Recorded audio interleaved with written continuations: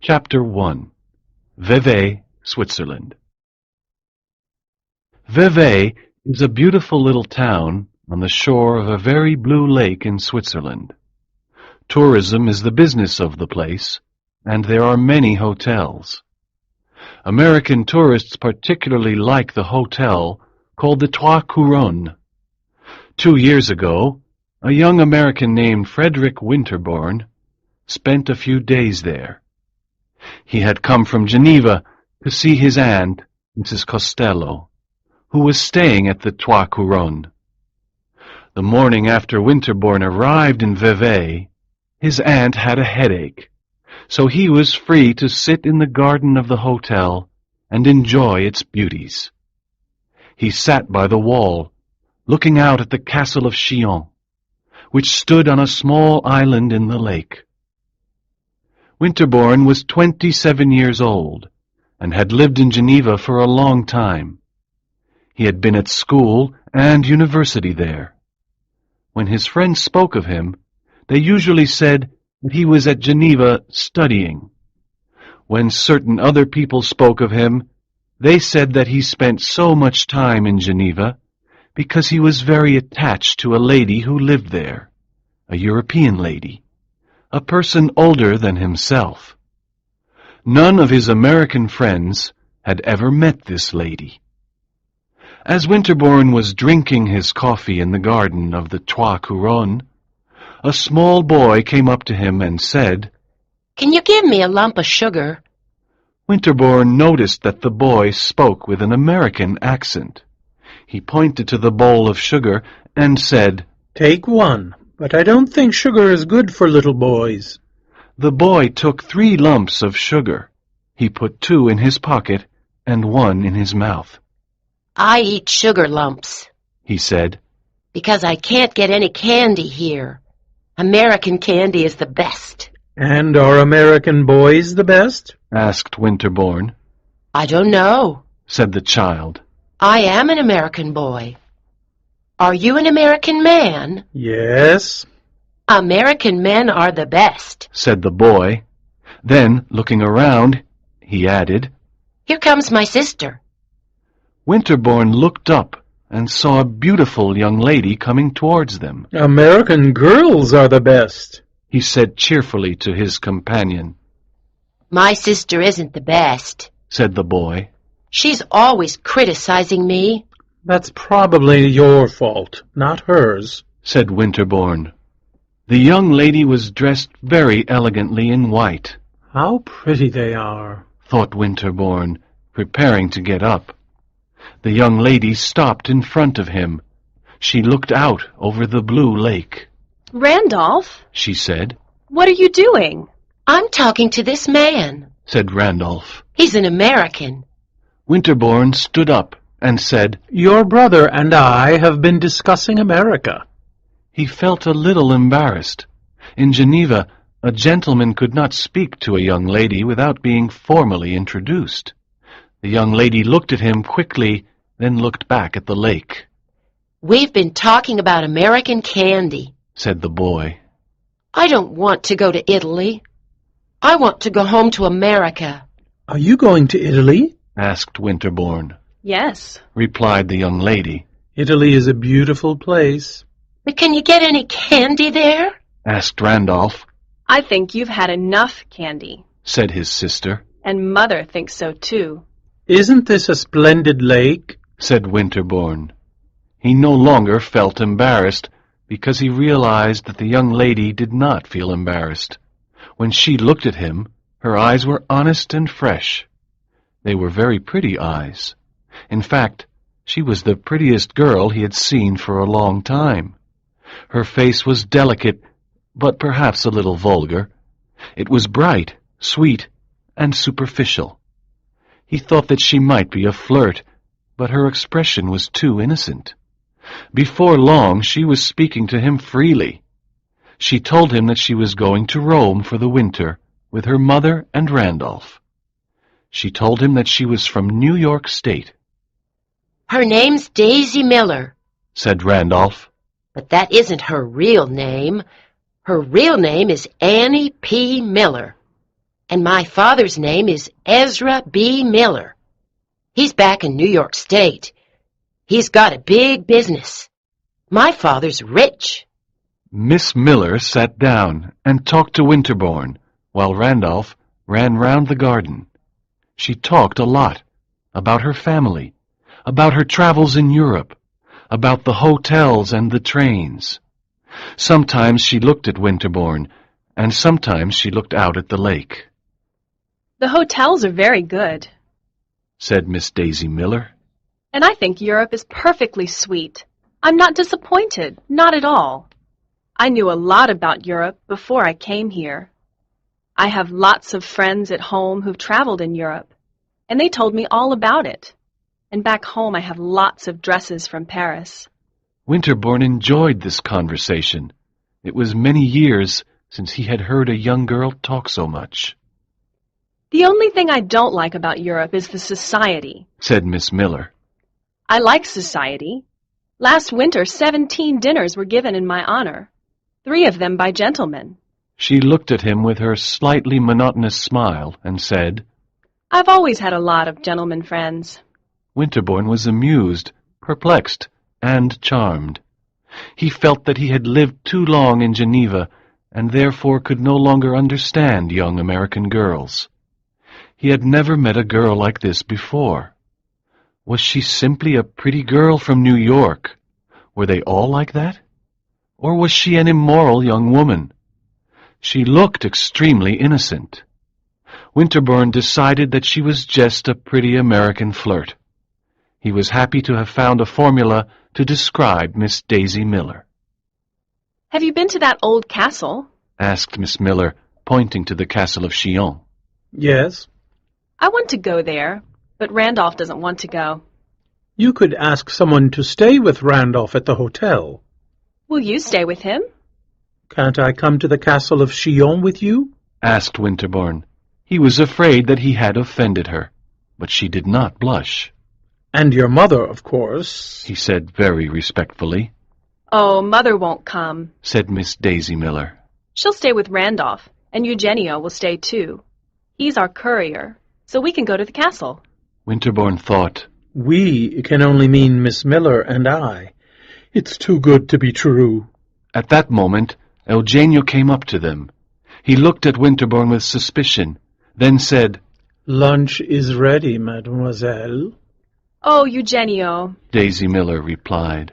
I'm going to that old castle anyway. Really? Said Eugenio. He looked at Winterbourne disrespectfully. Miss Miller blushed a little. We are going, aren't we? She asked Winterbourne. I won't be happy until we go, he said. And you are staying at this hotel? She continued. And you really are an American? I'll introduce you to my aunt, Mrs Costello. She can tell you all about me. Oh, well, said Daisy Miller. We'll go someday. She smiled at Winterbourne and walked back to the hotel with Eugenio. Chapter 2. Mrs Costello. The next day, Winterbourne went to see his aunt in her room. I hope you're feeling better, he said. A little, replied Mrs Costello. She was a rich widow and an important figure of New York society. She had a long, pale face and a lot of white hair. She had 2 married sons in New York and a 3rd son who was traveling in Europe, but had not come to see her. Winterbourne had come to Vevey just to see his aunt. She often told him that he paid more attention to her than her own sons did. Have you noticed an American family here at the hotel? Asked Winterbourne. A family called Miller? a mother, a daughter, a little boy, and a courier. Oh, yes, I've noticed them. Said Mrs Costello. I confess I'm very exclusive, but in New York you have to be. There are so many vulgar people in society these days. That Miller family is a perfect example. The young girl is very pretty, said Winterbourne. Of course she's pretty, but she's very vulgar. She's too friendly with the courier. Her mother is just as bad. They treat the courier like a family friend. He probably eats dinner with them. I'm sure they've never seen a man with such good manners, such fine clothes, so like a gentleman. He sits with them in the garden and smokes cigars. I see what you mean, of course, said the young man. But I met the young lady in the garden. I'd like to introduce her to you. I'm afraid I can't meet her. Why do you want to introduce her to me? To guarantee my respectability. But who'll guarantee hers? Oh, you're cruel, said the young man. She's a very nice girl and completely unsophisticated. I'm going to take her to the castle of Shion. Really? And how long had you known her when this plan was formed? Asked Mrs. Costello in surprise. Half an hour, said Winterbourne, smiling. Oh, what a terrible girl, cried Mrs. Costello. My dear Frederick, you've been away from America too long. You're too innocent. You'll make some great mistake. I'm not so innocent. You're too guilty, then. Winterbourne sat in silence for a while, then said, So I can't introduce her to you? No, I can't accept a girl who talks to strangers in hotels. But don't all the young girls in America do that sort of thing? My granddaughters don't do that sort of thing, said Mrs. Costello. Winterbourne had heard his pretty cousins in New York described as terrible flirts. If Miss Daisy Miller did things that his cousins did not do, she must be very unconventional indeed. Winterbourne was impatient to see her again. That evening, he met Miss Daisy Miller walking in the garden. She seemed very pleased to see him. Have you been walking here all alone? He asked. No, she replied. I've been walking with Mother, but she's gone to find Randolph. She wants him to go to bed. He doesn't like to go to bed before 11. Winterbourne and Daisy walked in the garden together. I hear that your aunt is very exclusive, said Daisy.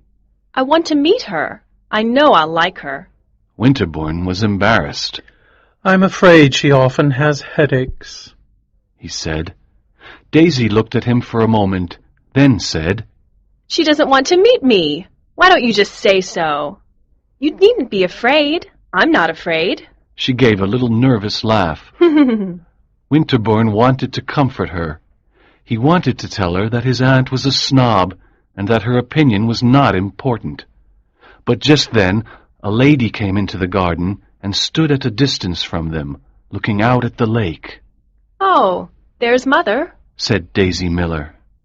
Mrs. Miller was a small, nervous-looking person, very elegantly dressed, with enormous diamonds in her ears.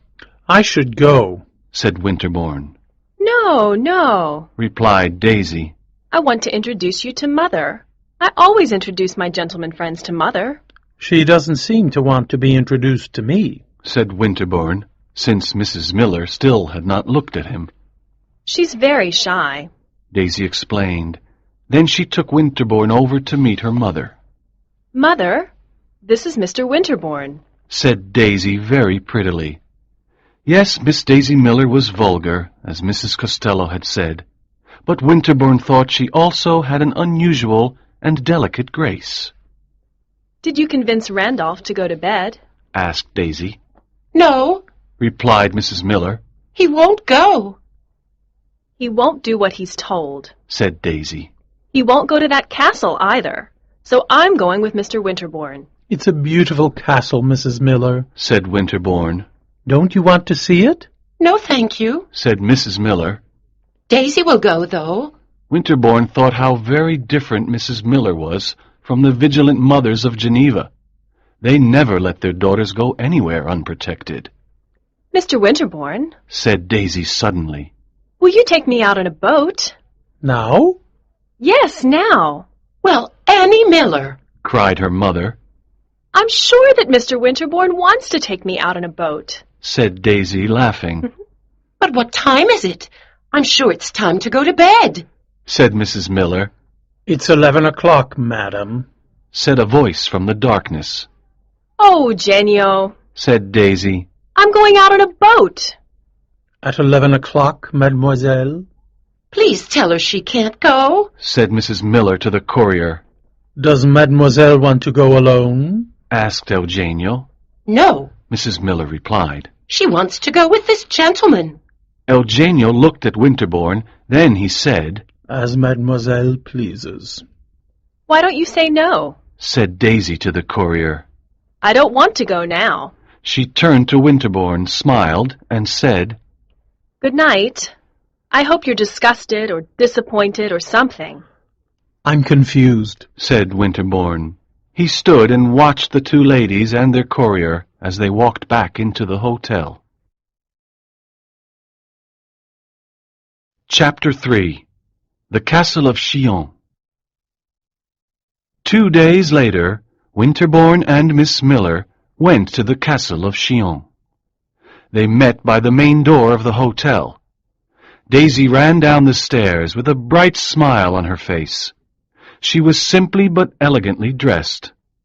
All the couriers, servants, and foreign tourists in the main hall stared at her.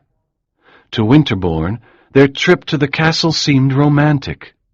He thought of it as an adventure, and he hoped that she did too. But in this respect, he was disappointed. She seemed happy, but not excited. She did not blush when she looked at him or when she saw that other people were looking at her.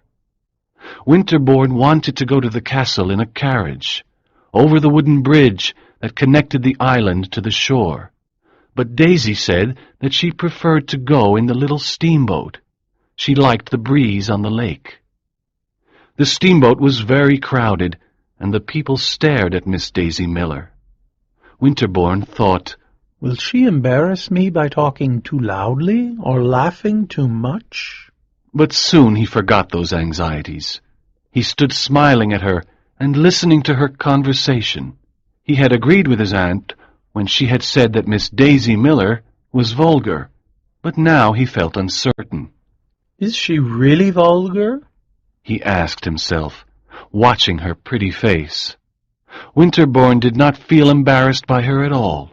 In fact, he felt rather proud to be with such a beautiful and elegant young lady. She talked a lot, and most of her conversation was about the things she had seen and done. She asked him many questions about his life and opinions, and she told him about herself and her family. At one point, she turned to him and said, Why are you so serious? Serious? asked the young man in surprise. I thought I was grinning from ear to ear. You look as if you were taking me to a funeral. If that's a grin, your ears are very close together. I'm having the time of my life, said Winterbourne quietly. She looked at him for a moment, then laughed. I like to make you say those things. You're a strange mixture. It was a beautiful sunny day. At the castle, they walked around alone except for the guide. Winterbourne asked the guide not to hurry, to let them pause wherever they pleased. He gave the guide a generous tip as he said this. The guide thought he was being paid to leave them in peace, and he did so. Daisy ran up the stairs and looked out of the little windows with great enthusiasm, but Winterbourne could see that she was not really interested in the old castle. She asked him about the history of the place, and when he had explained it, she said, You certainly know a lot.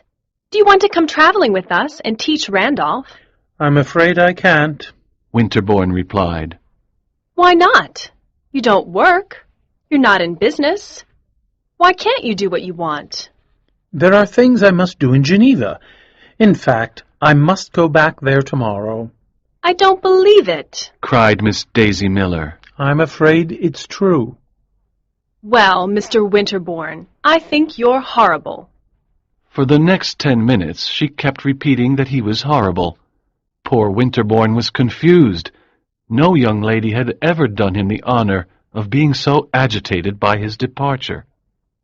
I suppose you must be going to see a lady there, said Daisy. No, I'm not, protested Winterbourne, but he thought, How does she know about the lady?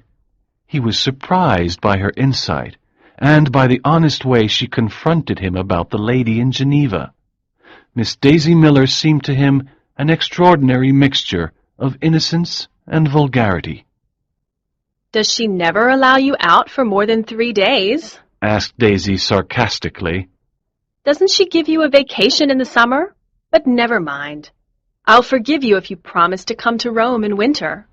Certainly I'll come, said Winterbourne. My aunt has a house in Rome, and I've promised to visit her there this winter. I don't want you to come for your aunt, said Miss Daisy Miller.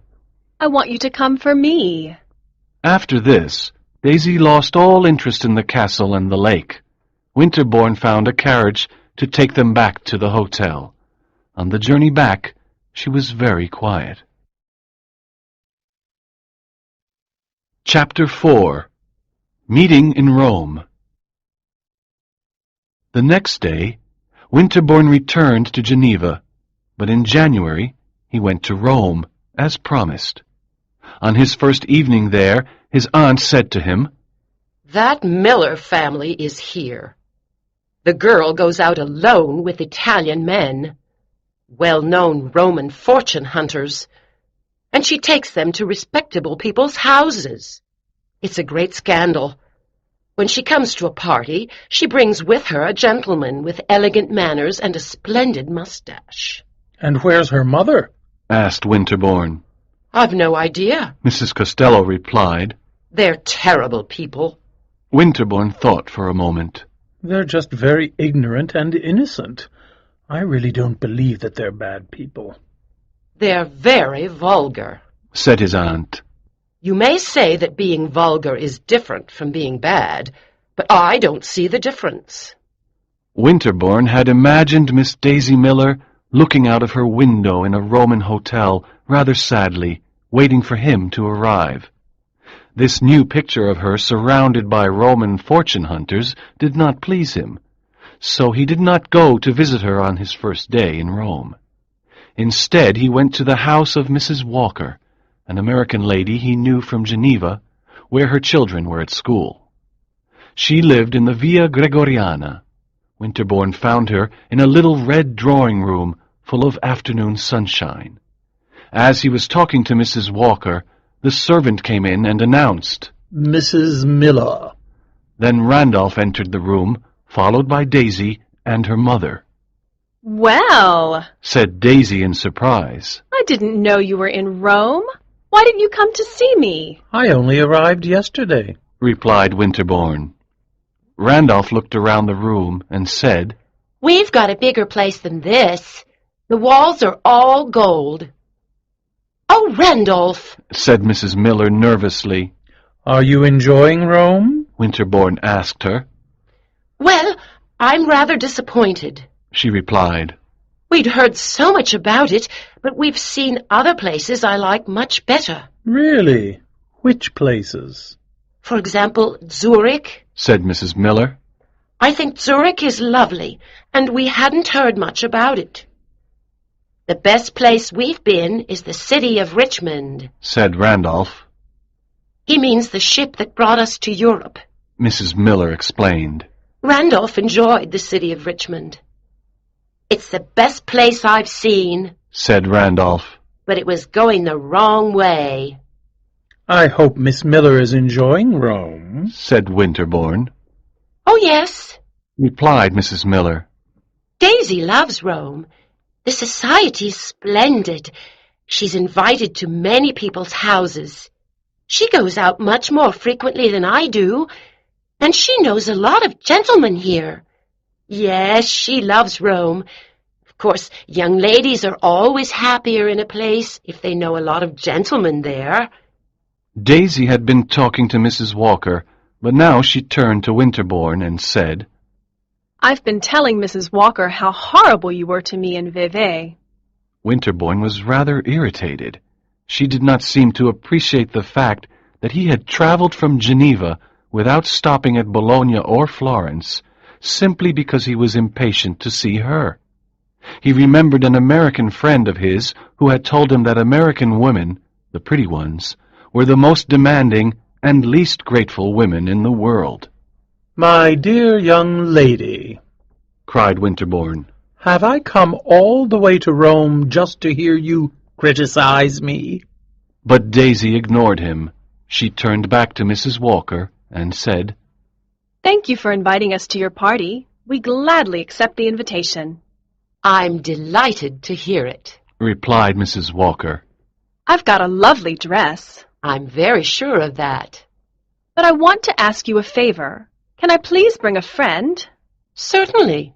said Mrs. Walker, smiling at Mrs. Miller. Any friend of yours is welcome. Oh, they're not my friends. said Mrs. Miller with a nervous smile. I've never met them. He's a very close friend of mine, said Daisy. Mr. Jovanelli. Mrs. Walker was silent for a moment. She looked quickly at Winterbourne, then said, Mr. Jovanelli is welcome to come to the party. He's an Italian. continued Daisy serenely. He's the most handsome man in the world, except for Mr. Winterbourne. He knows lots of Italians, but he wants to meet some Americans. He's very clever and perfectly lovely. Daisy, said Mrs. Miller. it's time to go back to the hotel. You go. Daisy replied with a smile. I'm going to the Pincio for a walk. She's going to walk with Mr. Jovanelli. said Randolph. Alone, my dear? asked Mrs. Walker. And at this hour? I don't think it's safe. Neither do I. said Mrs. Miller. You'll get the fever. I'm not going alone. said Daisy to Mrs. Walker. I'm going with the beautiful Mr. Jovanelli. My dear young friend, said Mrs. Walker.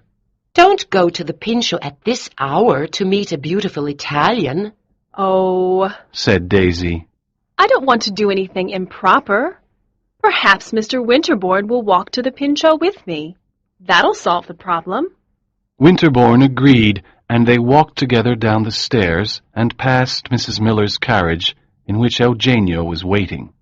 Goodbye, Eugenio. cried Daisy. I'm going for a walk. Chapter 5. Introducing Mr. Jovanelli. As they walked, Daisy told Winterbourne all about her experiences in Rome. We have very beautiful rooms at the hotel, she said. We'll stay here all winter, unless we die of the fever, and in that case we'll stay even longer. I'm enjoying Rome very much. I know lots of charming people here. She talked like this for some time. Then she turned to him and asked, Why didn't you come to visit me? I've already told you. Winterbourne replied. I've only just got off the train. You must have stayed on the train a long time after it stopped, said Daisy with a little laugh. Anyway, you've had time to go and visit Mrs. Walker. I know Mrs. Walker from Geneva. I know. She told me. Well, you know me from Vevey. That's just as good. So you ought to have come to visit me.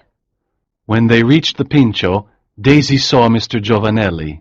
He was standing by a tree, looking at the women in their carriages. He was a handsome little man, very elegantly dressed, with a flower in his buttonhole. Are you going to speak to that man? asked Winterbourne. Of course, said Daisy. Then I'm staying with you. Daisy stopped and looked at him for a moment in silence, but the expression on her face was still serene. I don't like the way you say that, she said with a smile.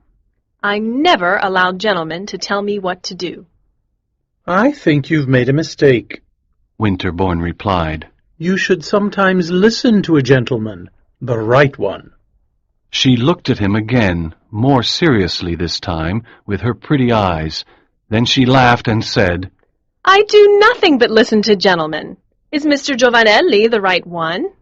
Just then Jovanelli saw them and walked up to them. He had a brilliant smile and intelligent eyes.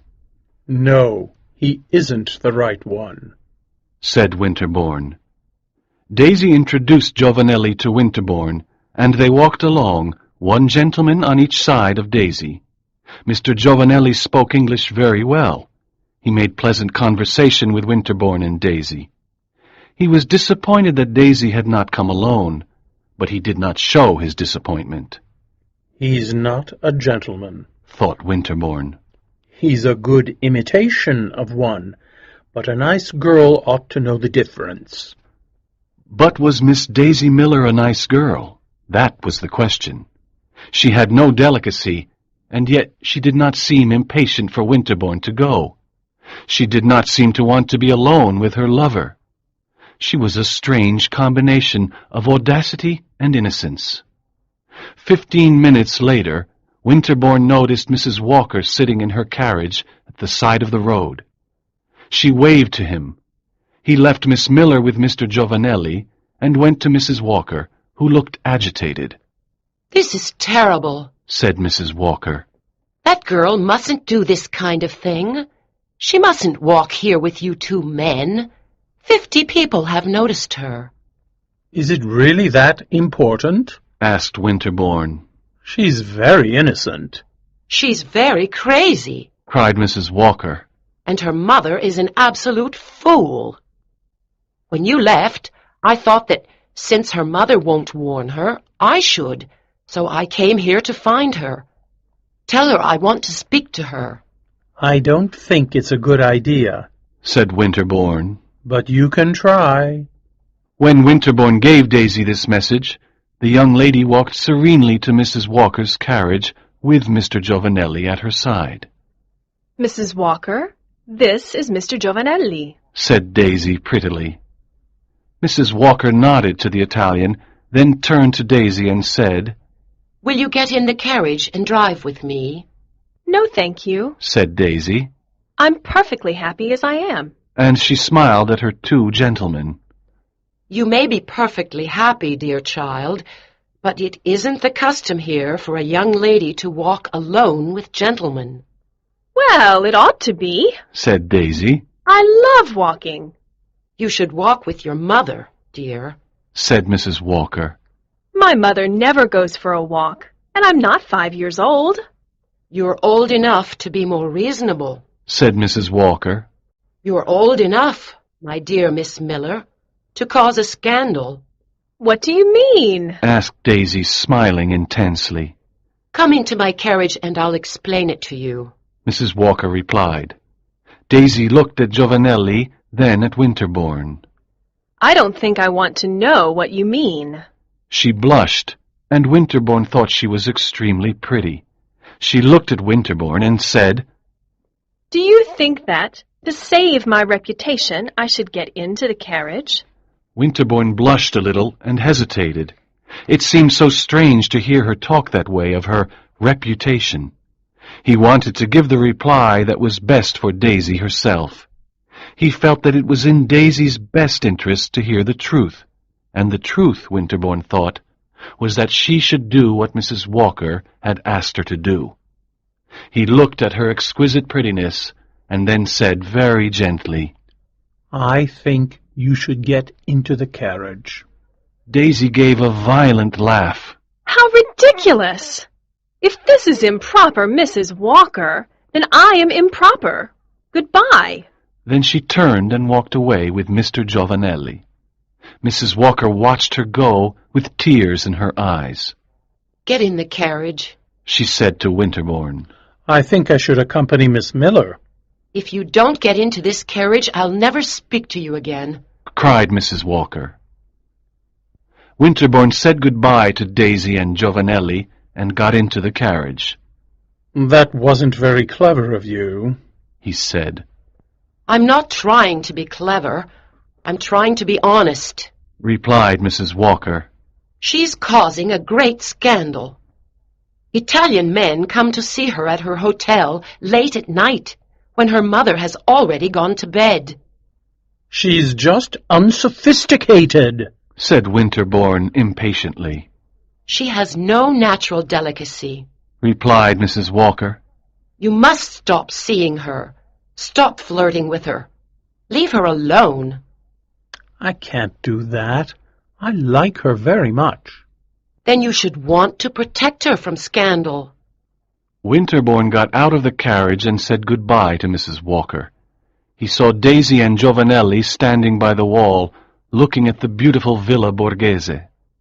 Jovanelli took Daisy's parasol and opened it.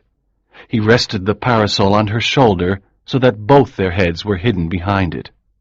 Winterbourne hesitated a moment, then he turned and walked away, towards his aunt's house. Chapter 6. Mrs. Walker's Party. Mrs. Walker's party was a few days later. Mrs. Miller came alone. The poor lady was very nervous. "I've never been to a party alone before, especially in this country," she told Mrs. Walker. "I wanted to bring Randolph or Eugenio, but Daisy told me to go alone." "Is your daughter going to favor us with her company?" asked Mrs. Walker, but Mrs. Miller did not notice her sarcasm.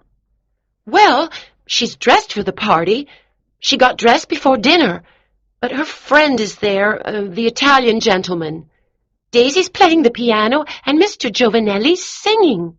He sings splendidly, but I think they'll come soon," said Mrs. Miller hopefully. Mrs. Walker turned to Winterbourne and said, "This is horrible. Miss Miller is trying to punish me for criticizing her in the Pincho the other day. When she comes, I won't speak to her." Daisy came after 11 o'clock.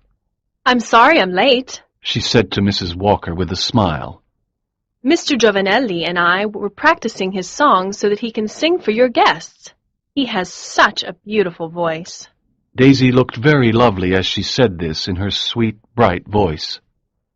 Is there anyone here I know? She asked, looking around with interest at the other guests.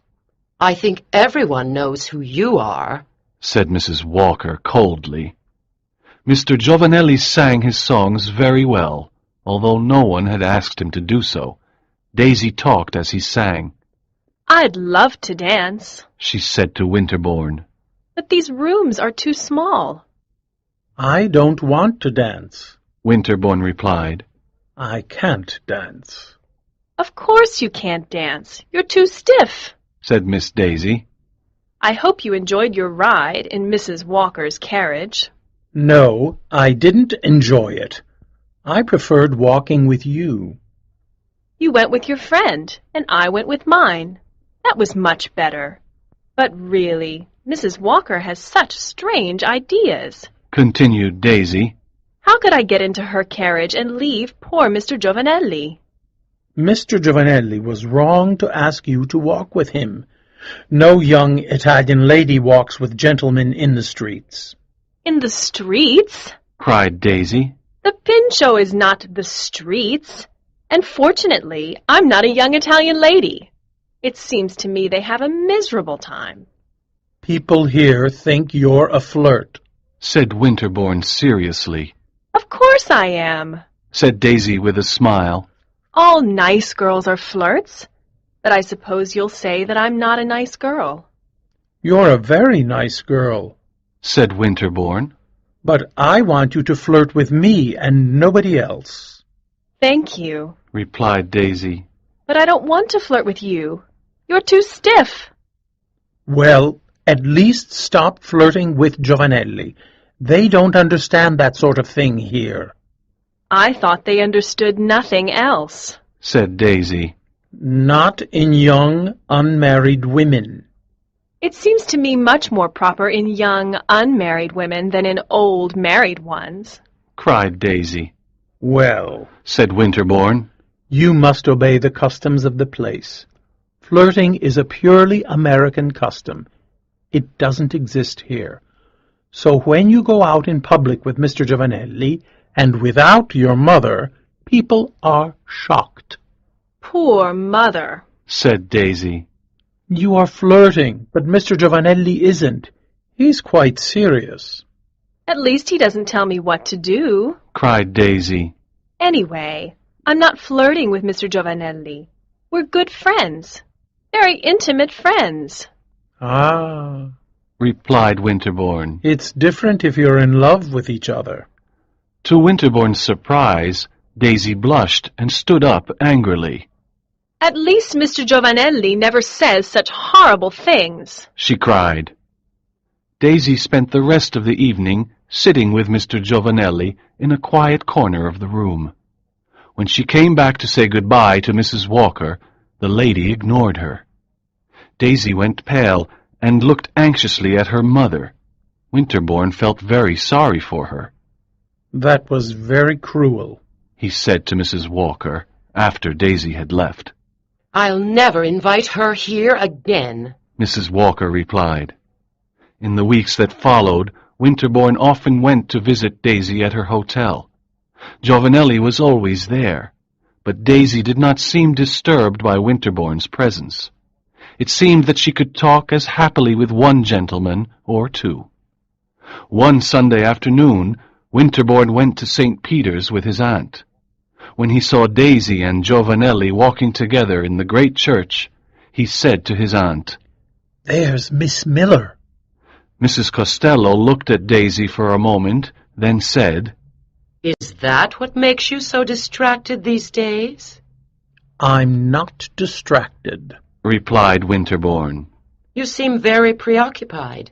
You're thinking of something." "And what do you think I'm thinking of?" "Of Miss Miller's intimacy with that ridiculous Italian," said Mrs. Costello, indicating Jovanelli. "I don't think it's an intimacy in the sense you mean." "Everyone else does. He's very handsome, and she's very vulgar. She thinks he's the most elegant gentleman in the world. He's even better than the courier. The courier probably introduced them, and when they're married, this man will give the courier a lot of money. Yes, I see how it is." "I don't believe she's thinking of marrying him," said Winterbourne. "and I don't think he hopes to marry her." "She's so vulgar that she probably doesn't think at all," said Mrs. Costello. "but believe me, very soon she'll tell you that she's engaged." "I don't think so," Winterbourne replied. "I've asked some questions about him. He's a perfectly respectable little man, but he's not from the best Italian society. He has no money and no title. He's not a count or a marchese, so he knows that he cannot hope to marry her. He probably doesn't realize that Daisy and her mother aren't sophisticated enough to want to catch a count or a marchese." "He thinks he can win her with his handsome face," said Mrs. Costello. "No," replied Winterbourne. "He knows that he has nothing but his handsome face, and he knows that Mr. Miller, in the mysterious land of dollars, will want his daughter to marry someone with more than that." Some of Mrs. Costello's American friends joined them then, and Winterbourne heard a lot of talk about the scandalous Miss Daisy Miller. He felt sorry for her. He was sorry to hear them talking about her like that. To him she seemed just pretty and unprotected and natural. Chapter 7. Innocent or Immoral? A few days later, Winterbourne went to see Mrs. Miller at her hotel, hoping to persuade her to take better care of her daughter.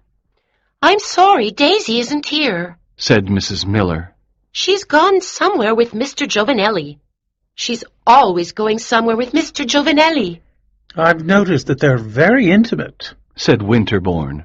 "Oh, it seems as if they couldn't live without each other," said Mrs. Miller. "Well, at least he's a real gentleman. I keep telling Daisy that she's engaged." "And what does Daisy say?" "Oh, she says she isn't engaged, but she acts as if she is. I asked Mr. Jovanelli to tell me if they get engaged, so that I can write and tell Mr. Miller." Winterbourne had never heard a parent speak of a daughter's behavior in such a distant way. He found Mrs. Miller's attitude so strange and confusing that he gave up the idea of warning her. After that, Winterbourne noticed that Daisy was no longer invited to people's houses. Society had decided that Miss Daisy Miller had gone too far. How did she feel about that? Sometimes he thought she did not care. She was too childish and superficial to notice what people thought of her.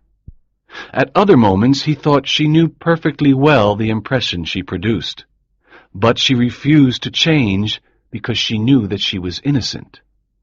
But then he thought perhaps she refused to change because she was irresponsible. It was becoming more and more difficult for him to believe in her innocence. He was angry with himself because he could not decide what kind of young lady Miss Daisy Miller was. He had no idea whether her eccentricities were personal or national. By not inviting her to their parties, the other American residents in Rome were sending a clear message to their Italian friends, who were all aristocrats. They were telling the Italians that, though Miss Daisy Miller was an American young lady, she was not typical. So perhaps Daisy's eccentricities were purely personal.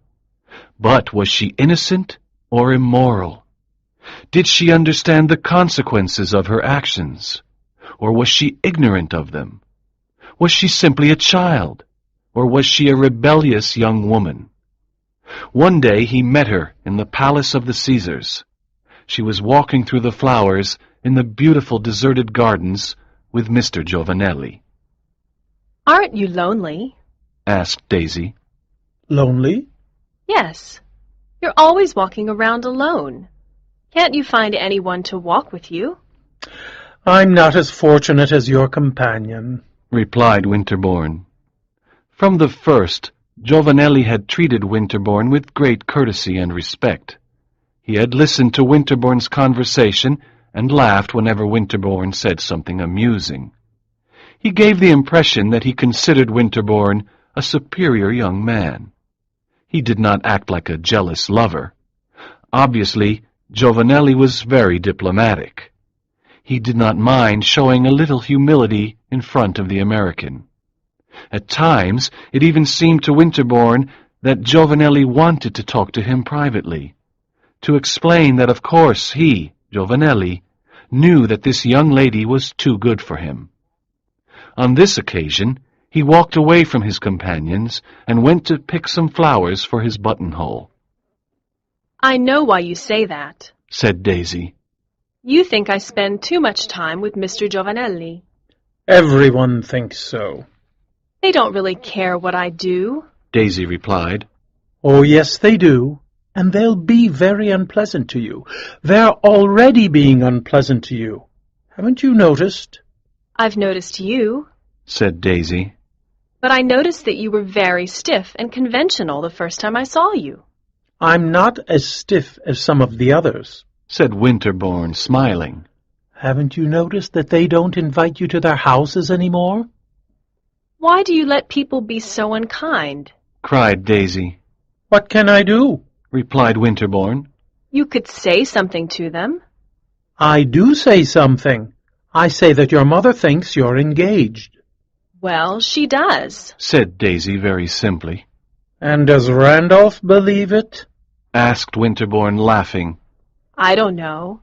I don't think he believes anything, she replied. And since you've mentioned it, I am engaged. Winterbourne stopped laughing and looked at her in surprise. You don't believe it, cried Daisy. He was silent a moment and then said, Yes, I believe it. Oh, no, you don't, she replied. Well, then, I'm not. Chapter 8. A Night at the Coliseum. A week later, Winterbourne was walking home alone at 11 o'clock at night after dinner with friends. He decided to go into the Coliseum. Outside, he noticed a carriage was waiting. He walked into the silent arena in the moonlight. One half of the gigantic circus was in shadow. The place had never seemed more splendid, and he remembered Byron's famous lines. But then he thought, The poets love the Coliseum by night, but the doctors say it's dangerous because of the risk of getting malaria. I should go soon. As he walked towards the great cross in the center of the arena, he saw that two people were on the steps at its base. One, a woman, was sitting on a step. Her companion was standing beside her. Then Winterbourne heard the woman's voice. He looks at us as one of those old lions must have looked at the Christians. It was the voice of Miss Daisy Miller. "Let's hope he's not very hungry," Jovanelli replied with a laugh. Winterbourne stopped. He felt a combination of horror and relief. Now at last he knew what to think of Miss Daisy Miller. She was not a respectable young lady. He felt angry with himself for having spent so much time trying to decide what to think of her. He turned to walk out of the Coliseum, but then she spoke again. "It's Mr. Winterbourne. He saw me, and he didn't say hello." How cleverly she played the part of the innocent. But he could not just ignore her. As he walked towards the great cross, Daisy stood up, and Jovanelli raised his hat. Winterbourne now began to think how crazy she was to be there. A delicate young girl should not spend the evening in the Coliseum. She might get Roman fever. It's now clear, thought Winterbourne, that she's an immoral young woman. But even so, I don't want her to die of malaria. "How long have you been here?" he asked angrily. Daisy, lovely in the moonlight, looked at him for a moment, then said gently, "We've been here all evening. Isn't it pretty?" "You could get malaria. You won't think that's pretty," cried Winterbourne. Then turning to Jovanelli, he said, "You're a Roman. You know about Roman fever. Why did you bring her here?" "Ah," said the handsome Roman, "I'm not afraid of getting malaria myself." "But what about this young lady?" "I told the signorina that it was dangerous, but she's never cautious," "I've never been ill a day in my life," said Daisy. "I wanted to see the Coliseum by moonlight, and we've had a lovely time. When I get home, Eugenio will give me some of his medicine against malaria. He has some splendid pills." "Well, go home now and take one," cried Winterbourne. Jovanelli went out to find the carriage. Daisy followed with Winterbourne. She did not seem at all embarrassed. She talked about the beauty of the place and how glad she was to have seen it by moonlight. Then she noticed that Winterbourne was silent. "Why are you so quiet?" she asked. Winterbourne did not reply, but began to laugh. "Did you believe that I was engaged the other day?" she asked. "It doesn't matter what I believed the other day," replied Winterbourne, still laughing. "Now I believe it makes very little difference whether you're engaged or not." Daisy looked at him, but in the darkness he could not see her face. Then Jovanelli came to say that the carriage was ready. "Don't forget to take Eugenio's pills," said Winterbourne. Daisy replied in a trembling voice, "I don't care whether I get Roman fever or not." Then she got into the carriage, and it drove off. Chapter 9. Daisy becomes ill. Winterbourne told no one that he had met Miss Miller at 11 o'clock in the Coliseum with a gentleman. Nevertheless, 2 days later, all the American residents in Rome knew about it, and were talking about the little American flirt. Winterbourne found that he no longer cared that people were saying unkind things about Daisy Miller. Then he heard that Daisy was very ill. He went to the hotel to ask how she was. There he met 3 other visitors who said that Daisy was dangerously ill. She had a terrible case of malaria. He did not see Mrs. Miller. Finally, that lady was where she should always have been, at her daughter's side. Winterbourne went to the hotel often to ask for news of Daisy. One time he saw Mrs. Miller. "Daisy spoke of you the other day," said Daisy's mother. "Half the time she's delirious from the fever, and she doesn't know what she's saying, but that time I think she did. She told me to tell you that she was never engaged to that handsome Italian." I was very glad to hear that. Mr. Jovanelli hasn't been to see us since she got ill. A lady told me that he's afraid that I'm angry with him for taking Daisy out at night. Well, I am angry with him, but I'm a lady. Even when I'm angry, I can be polite to guests.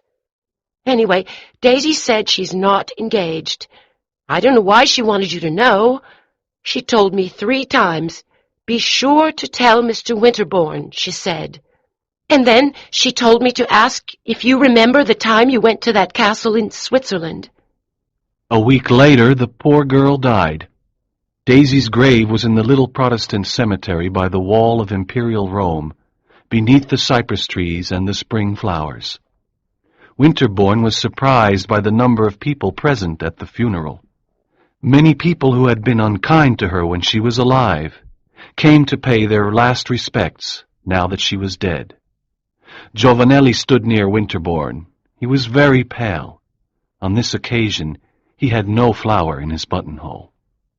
When the funeral was over, Jovanelli turned to Winterbourne and said, "She was the most beautiful young lady I ever saw, and the nicest." He was silent for a moment. Then he said, "And she was the most innocent." Winterbourne looked at him, then repeated his words. "And the most innocent?" "The most innocent." Winterbourne felt very angry. "Why the devil," he asked, "did you take her to that fatal place?" Mr. Jovanelli was silent for a moment. Then he said, "I had no fear for myself, and she wanted to go." "That's no reason," cried Winterbourne. Jovanelli was silent again, and then he said, "She didn't want to marry me. For a while I hoped, but now I'm sure that she didn't want to." Winterbourne listened to him. He looked down at the new grave surrounded by April flowers. When he looked up again, Mr. Jovanelli had gone. Winterbourne left Rome soon afterwards. In the months that followed, he often thought about Daisy Miller and her mysterious manners. The following summer he went to see his aunt, Mrs. Costello, in Vevey. One day he spoke to her about Daisy. "I think I treated her unfairly," he said. "She sent me a message before her death, which I didn't understand at the time. But I have thought about it since, and now I understand she wanted me to respect her." Is that a modest way of saying she wanted you to love her? asked Mrs. Costello. Winterbourne did not reply to this question. After a short silence, he continued, "What you said last summer was true. I did make a great mistake. I've lived too long in foreign countries." Nevertheless, he went back to Geneva. His friends say that he is studying there. Other people say that he is interested in a very clever foreign lady.